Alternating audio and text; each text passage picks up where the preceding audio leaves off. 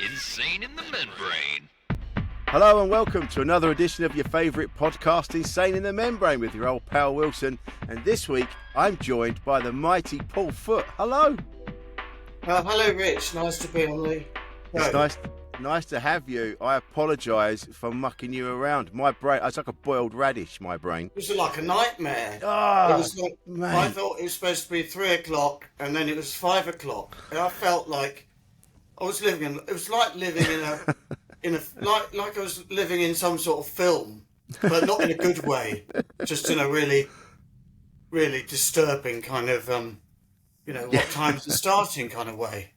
And it's just one of those things that it's like we get to 5 and it's like, oh no, it's 7. Oh yeah, but no, it's 9. And it just never comes. It was like the film Sliding Doors, except it making no difference one way or the other. It doesn't really affect anything. So it was a bit like that. You could have gone either way and it would have just led you to this point. And that's it. Nothing else. Oh, dear me. Can you hear me all right, Paul? Oh, I can hear you very well. I just wouldn't say anything because I just zoned out a bit there. Your voice was so. I can hear you, but your voice was so relaxing. I started to just completely go into a soporific state, or a sort of hypnotic trance. It's now become a sleep story. You're going to be asleep by the end of this, and you're feeling sleepy, drowsy. Your eyes are slowly closing. Do you know what, Paul? I'm actually, and have been for many years, a connoisseur. Been on your mailing list for a long time. Oh, that's good. Yes, I'm glad. Just because people who are listening don't know, I have my own society, the Guild of Paul Foot Connoisseurs, and it's a good society. Yes. It's very nice. It's very Lots good. of nice people there, like you, and they're all people who like my comedy. But I always say they're connoisseurs, not fans, because they're not fans. They don't like standing around like with a notebook asking me to sign something. They just like the comedy. Yeah, we appreciate good comedy, which yours is.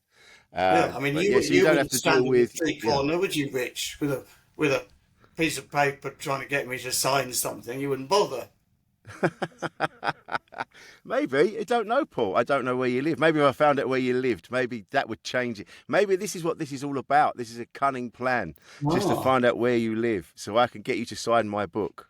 You might be able to find out where I live from this image, because you're in my private boudoir, really, because normally I do my podcasts from another room in the house, but today, because my boiler's broken, I'm doing it in the kitchen, which is the only warm place. It's got all my things, my little things that I've just various things over the years I've stuck up, little memories of little things everywhere. just to keep you happy, just little things on the fridge. Yes. Oh, there's an invitation to a wedding. Oh yeah, do you know? I hadn't seen that for ages. That was an invitation to a wedding anniversary party. But on the day of the wedding anniversary party, I couldn't find any of the details, or like, where is it? And I knew they'd sent something to me in the post. Well, there it is. It's been put there on the fridge. So I often put things on the fridge and forget about them, and then oh yes, I'll put that on the fridge. I think very important invitation to a special show business party. And I forget about it. But I do that. I looked in my diary yesterday to see what was happening today, and I just felt I was so ahead of the game. And all it was that I got the numbers jumbled up, and it all just fell apart. Did it say 1500, and you can think of that as 5? It said 1500, and I think somewhere along the line in my head I went, oh yeah, so we'll be done 4:30. Then Paul and I will chat 5. So so 5 was in my head. Yes, well, I think it's understandable. It's an easy mistake to make, and obviously, if I wanted to be very judgmental, then I could say it was highly unprofessional, and you should always check and double check these things. And I could say it's about time you got used to the 24-hour clock. It's not complicated. Check and double check. Is it in the 24-hour clock, or does it say AM or PM? It's not difficult. Well, that's what I would say if I was I could work as a check-in for Ryanair or something, because I could do that. And then I could say, you're 2 hours too late. It's all on the terms and conditions. It's not my problem. And then they could say, yeah, but we're going to have to stay in a hotel now. We won't get, the holiday's ruined. I say, it's not my problem. Terms and conditions. You say, yeah, terms and conditions, that's it, gets you out of everything. Have you ever had a job like that? Have you ever worked anywhere, Paul? Because I don't imagine where you would work. I've only ever known you as Paul Foot, comedian. Well, I've only known myself as that. I have barely ever worked. Yeah. I've never done any job in customer services. What I mean is, most people have done a job in a shop, or they've done a job being a waiter or something. I've never done anything like that. I've only had, well, there was like a sort of work experience thing when I was 18. I don't think you could even count that as a job. Right, where was this? That was in Madrid after I left school, and it was reinsuring light aircraft and putting it was like I had to enter all this data into the computer about how much the aircraft were worth and how much the people were being insured for in the event of death or serious injury.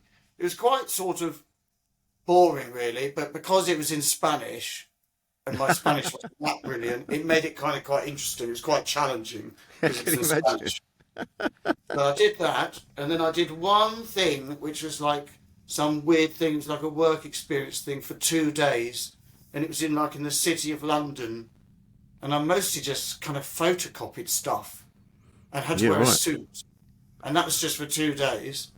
And then I did get a job because I obviously wanted to be a comedian, and I needed some money when I started, so I applied for various jobs, and then I only really went to 2 or 3 interviews, but one of the first ones I went to was with this recruitment agency, and they actually didn't want to employ me. They wanted to place me.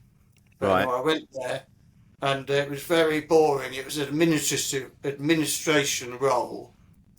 And then I remember talking to Julian, who was interviewing me, who's since become a very good friend. And I said, I'm very interested in administration. Administration is what I love admin. I'm really interested in it. I could see his eyes glazing over as I made up all this rubbish.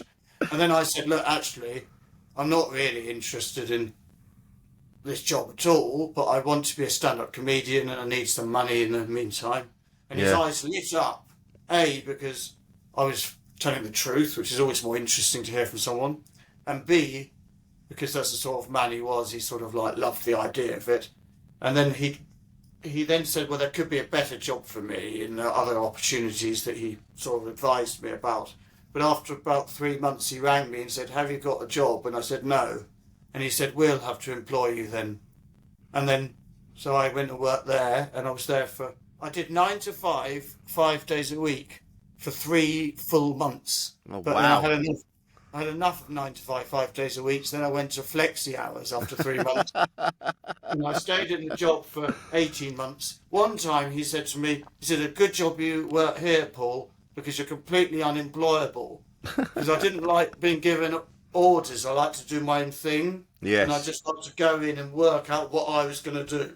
Right. But I actually did invent some computer systems for the company that I think are still there now. Like some of the things I set up still Really? exist. The sort of the foundations of it.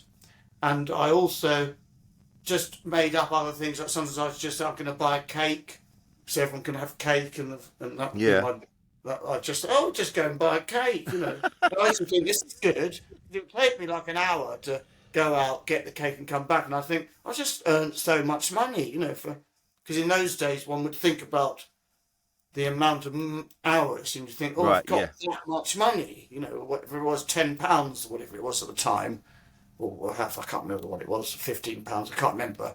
But anyway, you'd think, and sometimes doing a job, well, that's the only job I did, but you'd sort of think, it took 20 minutes to make that phone call. I've just earned £4.50. That's £4.50 Right, I've right, got. yeah. That's not what would get you through the day, really. And in the end, I did some drilling, which I was not in any way equipped for, and I drilled a hole through the door and like broke the door slightly. So then I said I was about to, I was kind of about to turn professional as a comedian anyway. Mm. So I said, I won't charge for my time today. And in fact, we still argue about it. Whenever we meet up for meals a couple of times a year and have a nice meal together, he maintains that I was sacked, but I maintain I resigned. We're not quite clear on it. The Yeah. one thing we are clear on is that I left under difficult circumstances. So that was the only job I ever did.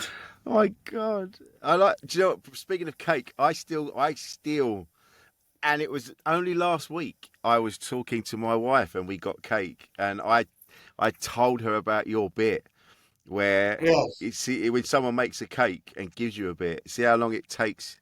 You see how long you can go without saying the word moist.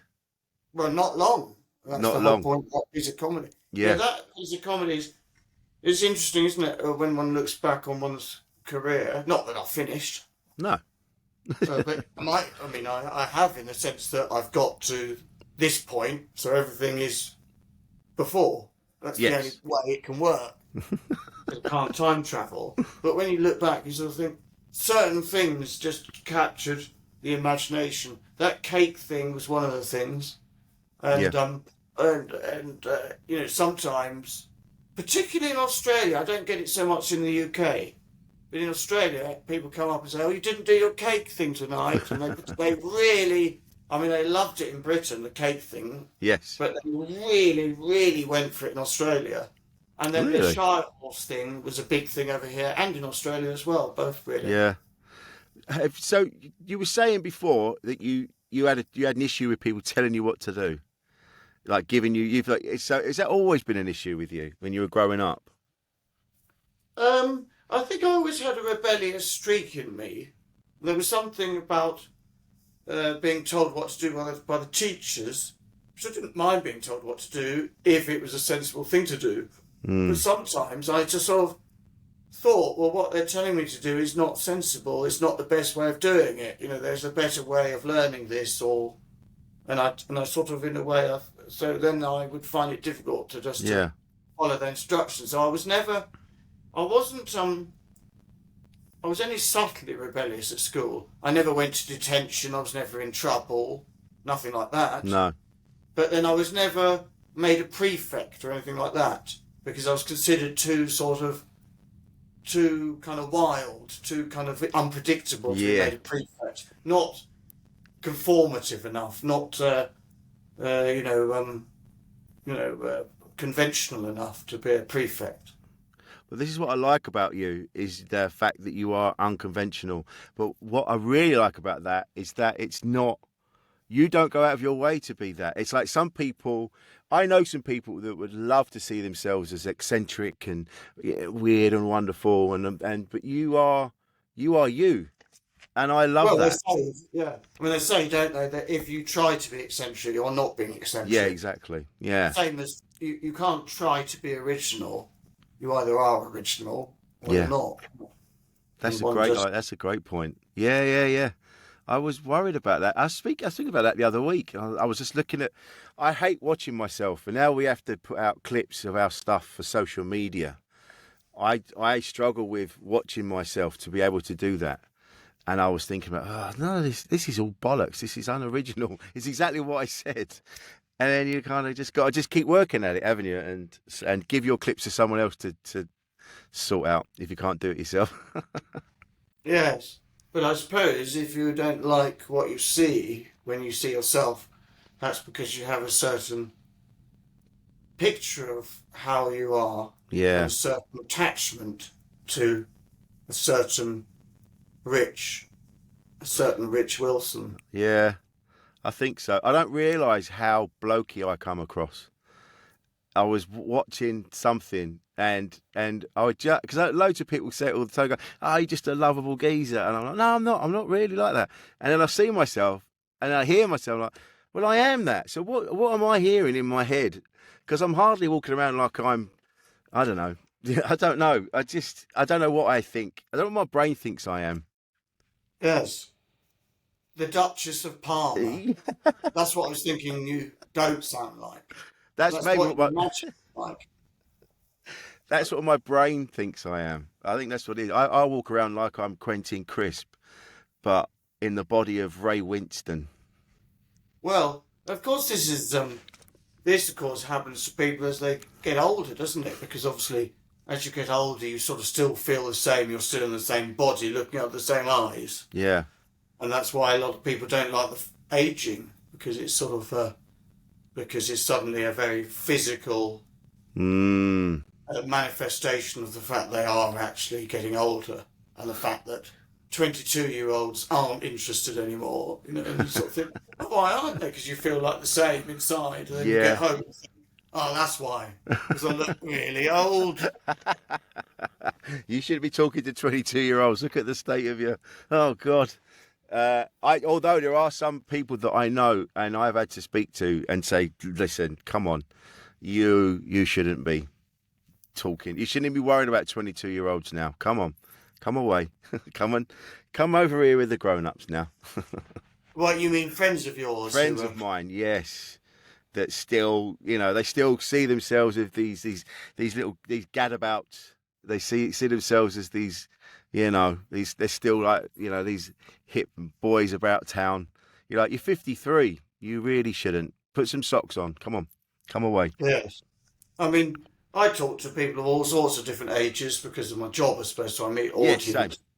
So, one meets people of all ages. But yes, the days when one imagines that a 22-year-old is in some way interested are in the past.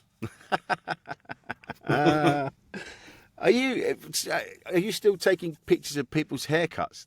I remember when I first met you, and I had like more of an Oasis kind of mod haircut, and you took a picture of that. I can't remember. Perhaps that was a little phase I went through, taking people's haircuts. Yeah. No, it was nice. I enjoyed it. I very much enjoyed it. Where did you grow up, Paul? I can't quite place you. Where are you from? I grew up in Buckinghamshire. Yeah. Which is where I still live around here. So near High Wycombe, that sort of area. Oh, I know. Yeah. Not in High Wycombe itself, which is not the most exciting place, but near in that area. So I've always lived around here. I like it because a lot of people, obviously comedians know, because comedians go all over the country, but a lot of people don't know about it. They say, oh, is that Berkshire? Oh, is that Hertfordshire? They don't even know where Buckinghamshire is. And then you say it's between London and Oxford, about halfway between. They still don't know. When you explain about the Tube and Zone 9, they just literally have no idea what you mean by Zone 9. Yeah, Zone 9. Yeah, because we only know as much as far as 6. That's as far as we go. But Zone 9, I mean, it could be out of space. It's quite fun sometimes seeing, occasionally if it's a Friday or Saturday night and I'm on the last train home and someone has maybe had a few wines at some office function and they've fallen asleep on the train and they get to Amersham and then they say, oh, overslept sort of thing. And they say, oh, when's the night bus? And you say, well, there isn't a night bus. Well, when's the next tube back into London? Well, in about 3 weeks, there isn't one. This is it now. This is it, you're in Amersham. It's like when I used to live in Southend and the end of the line was Shoeburyness, and the cab drivers down in Shoeburyness used to be millionaires of all the people that would fall asleep on the train and then have to get a cab back. Absolute fortunes they made. And so, I know, oh man, it's always nice to live at the end of the line, especially if you like a few wines. Yeah, so I live at the end of the line, or not actually at the. I then have to drive 6 miles beyond the end of the line. Right. There's no wines to me. And did you? Because like I just said, to me, you've never tried to be anything other than yourself. Whereas when I was growing up, I kind of trusted the adults. I was like, oh well, the adults know best. It's only now I'm an adult myself. I'm like, no, they had no idea what they were doing. I wish I'd have said something. And like you just said, it's like, you just knew that grown-ups would ask you to do things and there was a better way of doing them. You had the wherewithal to question it. Not you weren't being a difficult person. You were just like, no, that doesn't seem right. Has that always been an issue for you? Just because you've always been yourself, especially growing up in a place like High Wycombe? Were there issues growing up? Well, I don't. I mean, I don't have much of a relationship with the past or remember it much, No. really. I remember school being. I remember it being difficult because I was bullied Mm. and all these things at the time. When you're looking back on it, it all seems like I remember there was one particular person who used to bully me at school, and it was terrible, really. Yeah. And if one went through puberty like a year later than the other boys, this was some nightmare. Mm. I mean, Yeah. who cares, in the scheme of life? What is it? Why is it so important? But at the time, this was terrible, Yes. like a nightmare. And I remember all of this bullying and stuff. And then I remember that when I was at university, so we were all about 19, and he wasn't at the same university, but I think he must have come to visit someone who was there. And I was all scared. Oh my God, it's him who Oh, used to no. bully me. But then he was 19 or 20 years old by then, and he was just perfectly pleasant and nice and just grown up and nice to see you. And you sort of think, that was just not, on the one hand, it was sort of like it wasn't really real, but it was real, but it was Yeah. like, that wasn't him. It was just how he was as he was growing up. He felt the need to sort of bully. But on the other hand, I thought, that's like 4 years of my life you made misery. Yeah. So there was a Yeah. slight resentment at the time. Yeah. Well, but that's it. I mean, a couple of years ago, I saw one of the guys that used to bully me from where I grew up in the town. He didn't go to my school, but when we used to hang around in this park, I remember seeing him turn up and I would just be filled with dread and he'd do all sorts of horrible things to me. And then I saw him putting petrol in his car a couple of years ago. And bearing in mind, that was like 30 odd years ago. And I felt the fear. And then I was like, I'm going to go and say something to him. And I'm like, he won't know who you are. And it was a really weird moment that it was, he probably would be fine and he wouldn't even remember. And it's strange, isn't it? How Well, those. you never did it. You never went to him and spoke No, I to him. never went. Should I have done? I don't know. Well, it wouldn't have achieved anything, would it? It would have just been odd. And I think also then when I went to university, to my shame, I think I was a group of people who was not very nice to some other people. Yeah. Not bullying like at school, but not physical bullying or anything. No. But I think because I met some other people at university, and I think they'd all been bullied. We were all the ones who never really went to the parties when we were at school, and we were not very cool, and we were bullied and all that stuff. And so then we discovered, okay, we're adults now, we're at university, and we all so a group of us all got together as friends, and we were, I think, so relieved and excited that we'd found friends, we had Yeah. people who, and all that stuff. But then I think then there were some people who weren't in our little group, and we were only 18 years old or 19 at the time, but there were people who were not in our group, and then we were a bit nasty to them, a bit like, you're not in our group, not very welcoming, not very friendly. Yeah. Because we were so desperate to be, we're in this group, but we weren't secure. We weren't secure in that. It was the first time that we'd been in a group, so we Yeah. weren't secure enough to just be, because I didn't want to be nice to the people who were not as cool as us, in inverted commas, in case that meant that the other people would say, well, you're not in our group anymore, and then I wouldn't be in a group. And we all probably felt the same, so we were all insecure, Yeah. and it meant that we were not very nice to other people. I mean, obviously we grew out of that, but it is an example, isn't it, of how people get bullied and then maybe themselves are Yeah. not very nice to others. I know exactly what you're talking about. Especially, I've said this on here before. The school that I went to, it was an all boys school, so it just went down the line. Like somebody was getting bullied, so they bullied you. You'd bully somebody else. Everybody was bullying somebody to make you feel better because you were getting picked on. It's Well, horrible. mine was the same. All boys school, very similar sort Yeah. of thing, And So, oh God. And if you like, you talk about puberty now when you look back, and having my lads that have grown up and gone through it, and having spoken to other young people, it's very different now. Whereas it was so toxic when I was a kid. There wasn't any understanding. It was kind of, yeah, again, you were just bullying each other, like because somebody hadn't quite got to where you are puberty wise, so they were still, well, it was no hairs, or they hadn't quite grown, or whatever was going on, or questioning people's sexuality. It's awful. well, It was yes. awful. Yes, sexuality. I mean, there were 1,100 boys in school, and none of them was even concealed gay, let alone openly gay. Right. It was very just, that's not what you do. Yeah, yeah, yeah.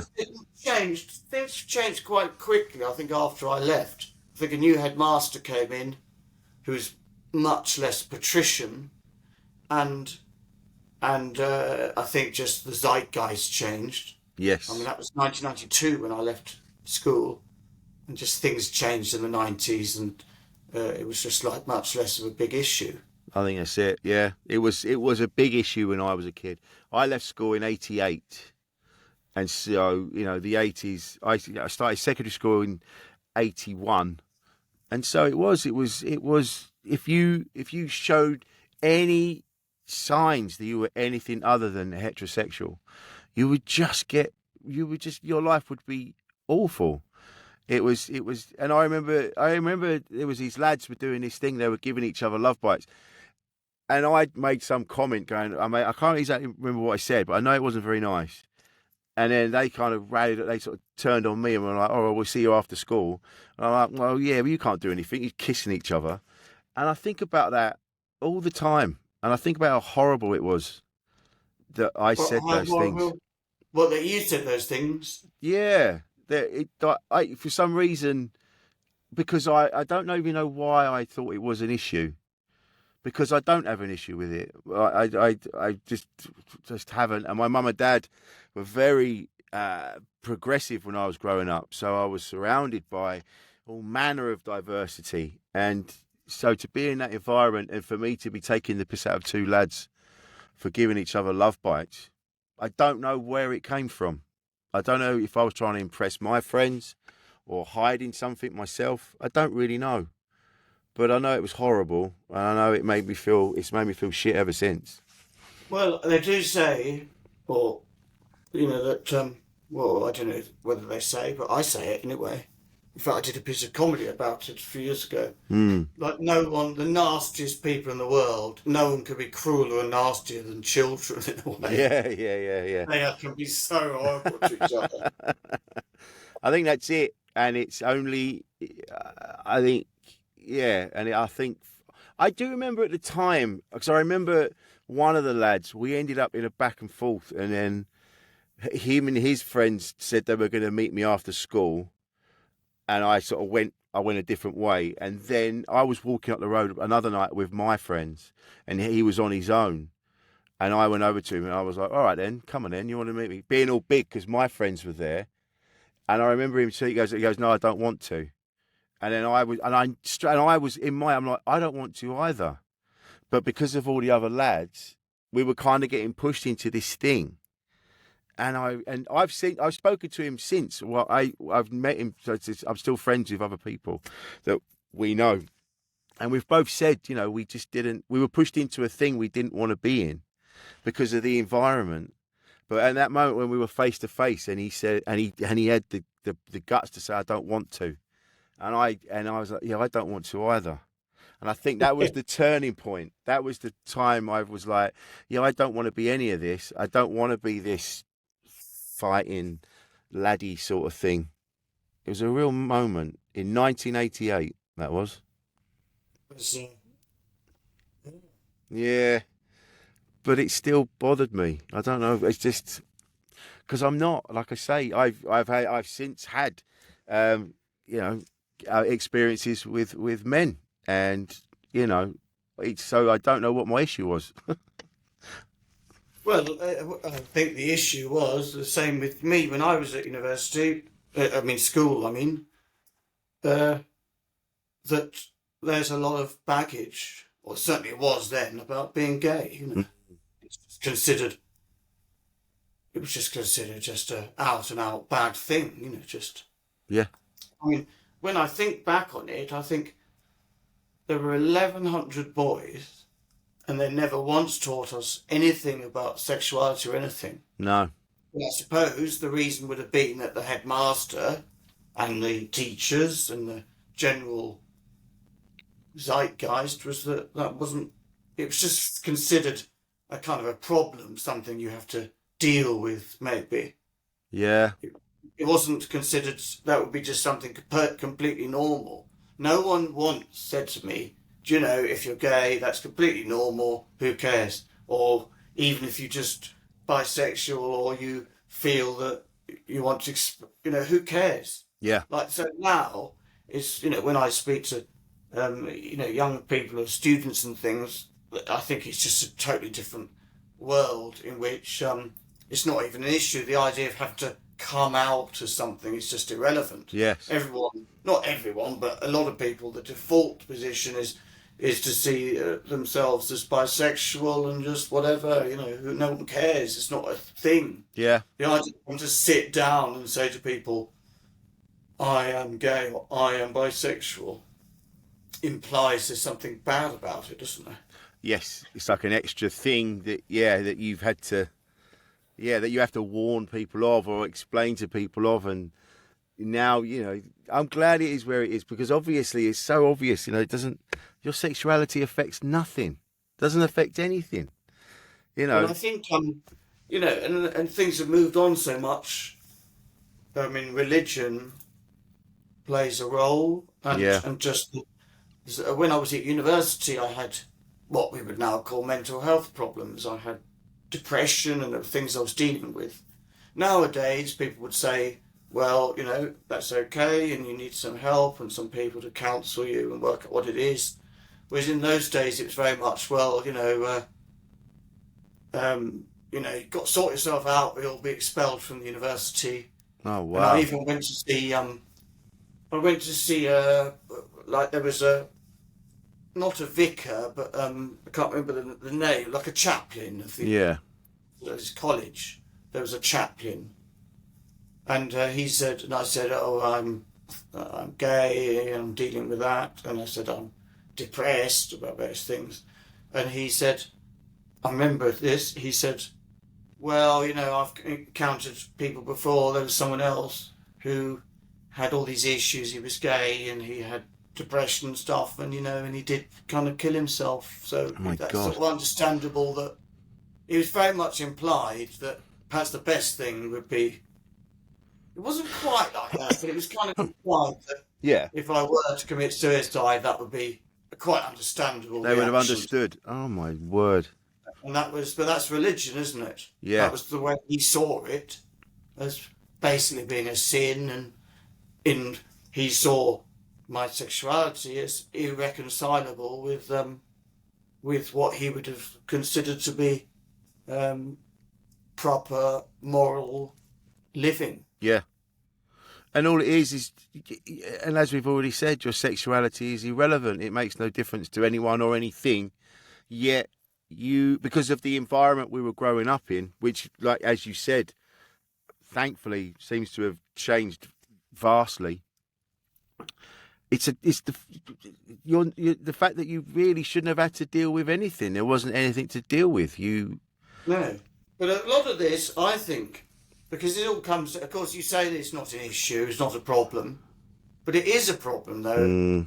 If you believe that it's a sin, and if you believe that committing a sin is a very serious business, Yeah. if you believe all that, I maintain that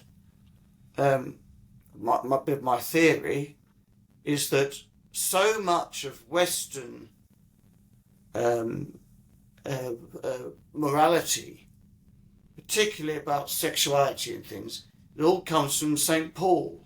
Not really from Jesus. Right. Jesus never said anything about being gay or anything. I think he just said love everyone, save your neighbour and all this stuff. But it was St. Paul who wrote all those letters to the Corinthians and all, whoever these letters were for. And a lot of, I think he's sort of very undernoted as a massive part of Western morality. Oh, All really? comes from those letters. Stuff he says about sexuality, about women, and all these things. So it's very patriarchal. It's very, it's very patrician. Yeah. So that is all comes from St. Paul. All these things. I had no idea because I haven't really studied it, to be honest, because it's never really. All I ever see is religion causes more problems than it cures, and I've never really. So I just see it as that. So I've never really studied it. So I didn't know that. I just assumed. Yeah, well, I might be wrong, and there might be people who are theologists who say actually it's a bit more complicated than that and so on. But I always think so much of that comes from those letters. Yeah. All that stuff about sexual, a lot of that sexuality stuff comes from those letters. But the irony is that probably, if that's the case in those letters that St. Paul had written, he was probably hiding so many things himself. He was probably gay. He was probably all of these things. And he was trying to deflect. I know. Obviously, he said it all came from God. It was from God who told him all this stuff, or it was somehow. Yeah. But it was not, Jesus never taught that stuff. He taught it, and it's now in the Bible. And the Bible is the Word of God, apparently. Which so is everything he said is apparently the Word of God. So that would that be the New Testament? It's the New Testament. Yeah. Some of it, I think, also goes to the Old Testament. That stuff about man should not lie with man or something. I think that's Old Testament. Right. There's more stuff. If there wasn't enough anger and bile in the Old Testament, St. Paul came up with some extras for the New Testament in the form of a series of letters. My God. Like he had... Voices and letters. I wonder if he was from Tunbridge Wells, disgusted from Tunbridge Wells, or disgruntled, or whatever it used to be on Points of View. Well, he was kind of like that. Yeah. Disgusted of Damascus. From St. Paul. But it's bollocks, isn't it? And all these people, especially in America, you get these big, the TV evangelists, and they're the ones ripping everybody off, taking all their money, telling everybody it's a sin to be gay, it's a sin for two men to be this, two women to be that, and then but they're the ones behind closed doors. Of course they are. Doing the very things they say are a sin. I think you get that also in other religions, where the people who are the ones who are supposed to be the ones that give all the moralities and stuff. Yeah. They go out of their own country and do all sorts of stuff. Yeah. Which they would never allow the people to do, and then they come back and enforce it all and tell people what they're supposed to do. Well, I was reading somewhere, I won't say which religion it is, but there was, like many religions, they have high walls around where they live so that their God can't see in. And so they get up to all sorts. And it's just human beings manipulating the teachers of these spiritual beings, whatever they are. It's slightly ridiculous, isn't it? One would almost be tempted to say it doesn't sound very rational, or sensible, or logical, or anything. No. But how did you feel about religion? I mean, you had the wherewithal, and I'm so blown away by this, to question the adults when you were a child. How you you must have looked at religion and gone, none of this makes sense. This is all. It was actually took longer.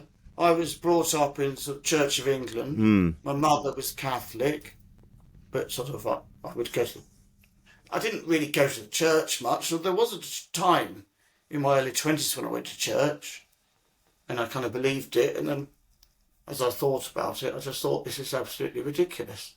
Yeah, it is. And if anyone listening and you are religious, that's up to you. I'm not saying that you shouldn't. You can believe whatever you believe. It's just the people that manipulate others for their own gain. And I think also, I think on another level, there is a lot of beautiful writing in, say, the Bible or other religious texts and things that, incredible religious and spiritual allegories that can teach us things, and there's all sorts of wonderful stuff there. But so I'm not just dismissing it all as just all rubbish and No. it's nothing, it's all we can learn. But I would not want to be part of, say, the Church of England, because ultimately I would be part of a regressive organisation. And when you think of all of the things, all of the freedoms, the fact that homosexuality is no longer illegal, which it was up until Yeah. I think the 70s, the fact that we can now have gay marriage, it's equality, and all sorts of other things. The fact that we now say that if people want to change their gender or be gender or not have it be gender fluid or whatever they want to do, that's all right. All of those hard fought freedoms have been despite religion. Yeah. Religion, every stage has been pulling it back. I mean, the Catholics are even more extreme than the Church of England. Yes. But let's not pretend the Church of England is in any way progressive. No. I mean, they're still arguing about. I think they have now said women can be bishops, but there was all this stuff about for ages women couldn't be bishops. Oh, it's absolutely ridiculous. I mean, it's just ludicrous. I mean, it's so misogynistic and patriarchal. So I wouldn't want to be part of such an organisation because it is, to me, they have held back things for years and years. The less powerful those organisations are, I think, the better society is. I think so. But I don't say it's in somehow underpin morality or something. I don't believe that. But that's what's happening in America, isn't it? It's now we feel they are regressing over there, going back to the word of God and it's ludicrous and it's a shame because the world is such a beautiful place with such beautiful things in it, and if we're allowed to just be ourselves, we create some wonderful things. But yes, I mean that. Yes, as you say, in America, it's going backwards. It has done. Women's rights and all sorts of things. Yeah. Gay rights. So it's one has to keep fighting for these freedoms because there's, I think, has been a complacency in a certain sort of liberal circles of this particular liberal Western democracy and other Western democracies, this sense that things are always just sort of becoming more liberal and everything's just sort of improving. But not necessarily. We have to watch out for that. Oh, most definitely. But you have found your tribe with the connoisseurs. Yes. And that's... yeah. But have you found it, because you're going on tour now, or you're on tour now. Are you on tour yet? I'm on tour. You're on in the tour middle now. of it, really. So that must be a nice place to be, because you're doing shows now for people that have bought tickets specifically to come and see you. Whereas a comedy club where you're on a mixed bill with whoever is a little bit more unpredictable. Oh yes, it's the other day I was doing the Glee Club in Birmingham. Yeah. I think it's an unusual. I don't think there's any other venue like it. There might be another one. I can't think of it, but it's unusual in that I'm playing one of the rooms, which is the studio theatre, and meanwhile there's a club going on in the other room. Yeah. It's not very often you get that, and I sort of popped into the dressing room to say hello to the other acts, and it's all very friendly. But it did absolutely, in some ways, bring back those memories. Even just walking through this room of people who were sitting there for the club and thinking, "Whoa, that would have been me." And now we welcome our next act, Paul Foot, and you have to. Some of them are some of the clubs are lovely, of course. Yeah. But some of them, and I'm not saying anything about the Glee Club in Birmingham, that may well be a really lovely club now. But certainly there were clubs where, immediately it would be combative. Certainly me, with my eccentricities, they would often sort of think, who's this?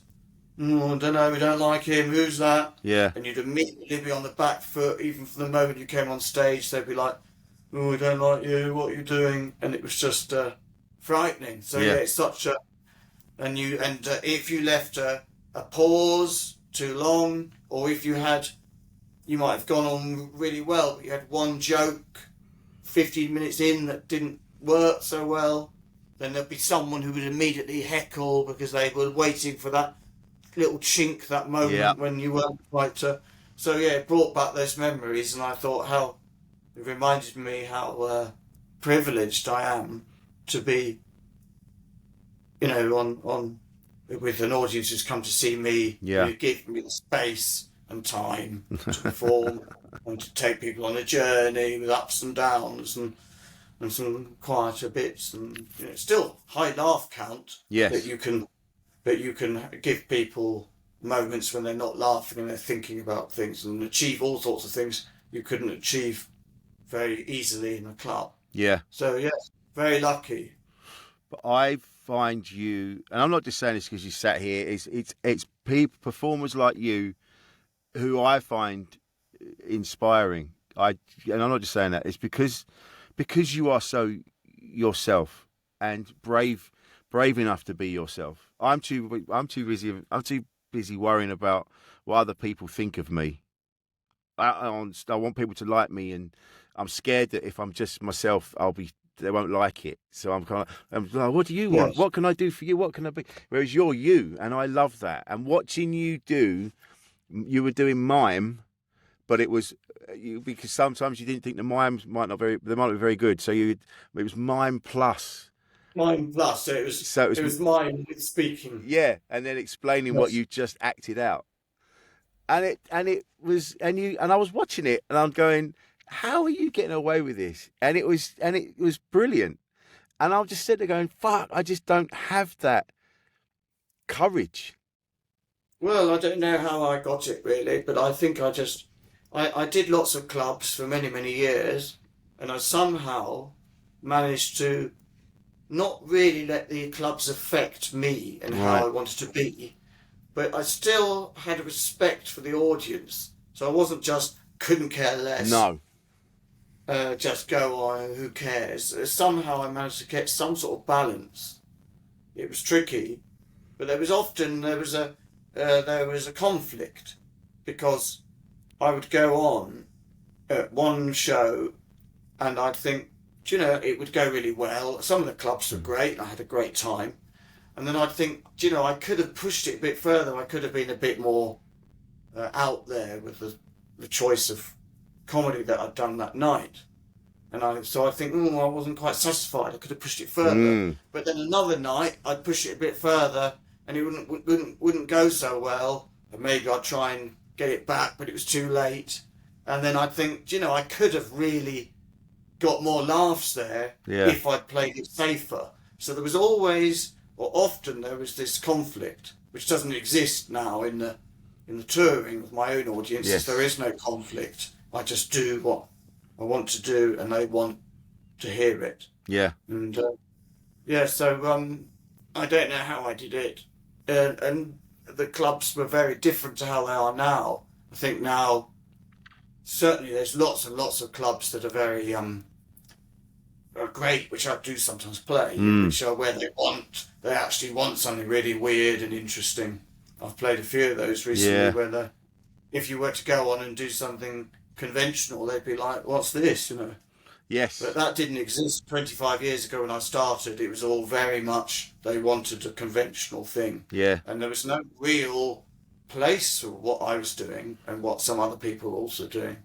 But this like you said. I'm glad that these places exist now. And what's nice is that they've given me a chance to explore some things I wouldn't normally do.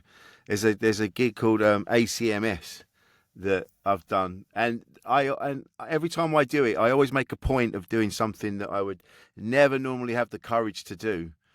And I had this one bit, and I had a cat mask, and I was gonna go on with this cat mask and go on and on and on and on about how much I love dogs, and then halfway through realise I've put the wrong mask on, and I'd build it all up, and I'd made sure I was like, yeah, this is gonna be really funny, really funny. And I got to the gig, and there was a guy wearing a giraffe mask, and I was like, how am I hack already? And it completely threw me, and I had to kind of do this rant about being hack in an alternative comedy night by turning up in an animal mask, which is kind of like route one. I don't know whether that is hack. It was just unlucky. Someone else also had a mask. I mean, sometimes, like you can get comedy nights in some of the sort of trendier comedy nights, for want of a better word, where you get several acts will all use a projector, and they've all got a laptop. Yes. And they're doing projecting. Where 10 years ago you'd have thought, oh my God, someone else has got a projector, they're doing that. Nowadays, no one cares. It's just like, there's going to be 3 acts and they're all using a projector. In the same way that years ago I might have thought, there's a gay comedian on, and I'm coming on after, and I'm talking about my sexuality for a bit. Oh dear. Whereas I've done nights where there's been 5 gay comedians on. No one cares. It's just not even an issue anymore.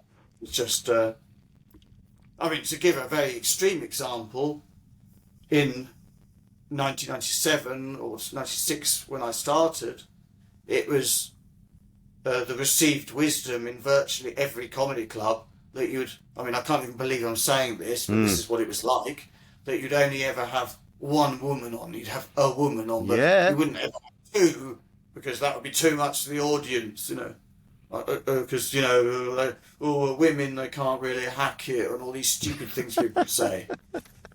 Just the idea of that now is obviously ludicrous. Absolutely. That's how much things have changed in the last 26 years. Yeah, it was the same when I started. I remember as a barman. I was at 2001. I became a barman at a comedy club, and then I became a comedian in 2004. And even back then it was still one woman. She'd be on in the middle. They would only have one person of colour on. They would only have one gay comedian on, because they didn't want to confuse people. And you're like, what are you talking about? No. Did we do a gig together in Banbury? We did. Recently. Yes, I remember, because you did a thing about being transgender, or about attitudes towards transgender people. Yes. And then and of course, it was because the audience perhaps wasn't necessarily expecting a middle-aged white man to be saying. They were expecting you going to say something like, "It's not how it used to be, is it? Yeah, I remember when it was all like that." And so they weren't expecting it slightly, and it was a reminder to everyone that it's not just the young people who are talking about these progressive issues in a progressive way. Yes. But I also remember that some of them were like, yeah, we agree with you, Rich, because your joke, I can't remember what the joke was, but it was basically making fun of people who are transphobic and have an issue. That's basically what it was. That's it, yeah. And some people were like, yeah, we agree with you, Rich. But there was a bit of a silent minority who was not so, Yeah, there's and that was a sign of the danger to come because I came on stage, you introduced me, and it was great, it was great fun. But there were a few people in there who perhaps, and I think there was someone who actually then walked out halfway through, but I don't know what they were. He was absolutely just didn't laugh and he was all upset, didn't like it. And then I heard from the very nice person who ran the place, who was a big fan of mine afterwards, so he was saying it in a nice way to me because he loved my comedy. But he said that person left and said, I don't want to sit and watch a gay on stage. I don't want to hear a gay person. Not that even what I was doing was anything to do with being gay, particularly. No, not at all. It was mentioned a couple of times within the context of a couple of jokes, but most of my comedy was just about other stuff. Yeah. But anyway, who cares? I could do what I want. But anyway, he just didn't like that. That was a reminder that, there's danger in all sorts of places. There is still work to be done. You're right, and but that makes me want to keep doing it. I want to keep doing material like that about being, more progressive stuff, talking about the issues that are out there, because it's the only way we're going to make changes. I remember there's a gig that I book, and I booked all women, and it's only a couple of times a year, this gig. And I got a thing back going, oh yeah, no, it's all women. And I'm like, yeah, but that's not why I've booked them. They're all brilliant. This is going to be a good night. And it was a good night. But if I'd have gone, oh, actually, yeah, you're probably right, and changed the lineup, then we don't make any progress, do we? We don't. Well, yes. So it's, the other thing that occurs to me is just, it reminds me of a review I got from Edinburgh with my show, because in my show I talk about, near the beginning of my new show, Dissolve, I talk about change. Mm-hmm. And I'm basically talking about how ridiculous it is that people are just stuck in the mud against change, Yeah. But I loved how the reviewer just said, Paul Foot comes on stage in the early stages of the show and does a rant about change, but not in the way that you expect a middle-aged white man to do. We're similar to you, when you were doing something, people just think, I find that sort of comedy really boring, the idea of having to say, well, maybe we should do a bit together now, maybe we should do a bit of a nostalgia. Yeah. Yeah, it's not like how things were in the 80s, is it? In the 90s. In those days, we all knew where we were then. It wasn't not like that anymore, is it? Yeah, it's so boring. I know. A man was a man and a woman was a woman, and you knew where you stood. It's just. And I find the idea of, obviously I'm aging and I'll get older and older, but I really don't want to be one of those people who gets older. And it can happen, of course, in your 70s or 80s. But as we know, it can happen in your 40s or even 30s. So there's even comedians in their 30s or certainly in their 40s, moaning on, this isn't what it used to be. And going on about, it's just so boring. Yeah. And I remember your day, we didn't have a mobile phone like this. People weren't on their phones all the time. So what? Who cares? People use their phones more. So they're using apps, Yeah. So what? Sometimes people aren't talking to each other at the dinner table because they're on their phones, but they'll talk to each other at another time. Yeah. Things have evolved. Things have changed. Yeah. People will still, all the same things will still, as long as we don't destroy our planet to the point where hardly anyone can live here, and there's, obviously we're not all going to, the human race isn't in peril as such, but the size of it might be some terrible thing. But as long as that, as long as we somehow manage to still live here, there'll still be people, and they'll still have sex with each other and make babies, and there'll still be people talk to each other and have conversations, and people will still be kind to each other, and it's not all going to fall apart. I just find that idea of, it's not how it was, and people have lost their sense of community, it's just boring. Yeah, it's all there. It's all still there, and it will still be there. And I've really enjoyed talking to you, Paul Foot. This has been Such a joy, and thank you for being patient. I do apologise for ruining your afternoon, early evening, making your tea that's late. all right. I do apologise. I can have my supper now in a minute. Lovely. Get that oven on. Are you on social media? I am, yes. Where can we find you on the social media? Well, I'm on. It's a good question, isn't it? On Instagram, it's Paul Foot Comedy, and on Twitter, it's Paul Foot, Lovely. and on Facebook, it's something or other, isn't it? It's got to be something, isn't it? I mean, I've got to be on there. I'm sure you are. It's Paul Foot, Paul Foot on Paul Foot, with a little tick. You know you've found me. Got a tick. And I've also got a website which people can find by going to http://www.internet.com, and you go on the internet and you go on the internet Oh God.